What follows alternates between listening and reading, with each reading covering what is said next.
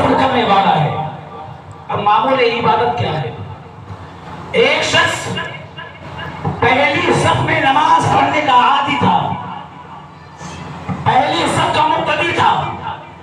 گھر میں جوان بیٹی کی میت رکھی ہو اور پھر بھی وہ پہلی صف میں نظر آئے،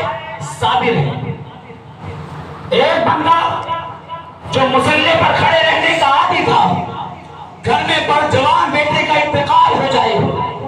اور پھر آ کر مصلی پر اپنی امامت کو سنبھال لے، صابر ہے۔ ایک شخص کی تلاوت قرآن کرنے کا عادی تھا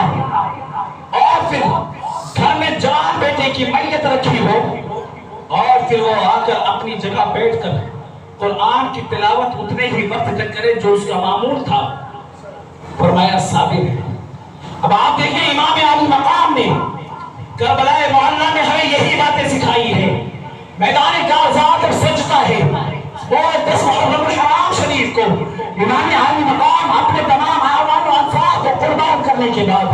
اپنے شہزادے حضرت علی اکبر کو قربان کرنے کے بعد، اپنے شہزادے حضرت علی اصغر کو قربان کرنے کے بعد، اپنے بھتیجے حضرت قاسم کو قربان کرنے کے بعد، اپنے بھائی حضرت عباس علمدار کو قربان کرنے کے بعد، اپنے بھائی حضرت ابو بکر بن علی کو قربان کرنے کے بعد، اپنے بھائی حضرت عمر بن ابو علی کو قربان کرنے کے بعد، اپنے بھائی حضرت عثمان کو قربان کرنے کے بعد، اپنے بھانجے حضرت اولو محمد کو قربان کرنے کے بعد، اپنے رفیق حضرت حبیب بن مظاہر کو قربان کرنے کے بعد، اپنے دوست حضرت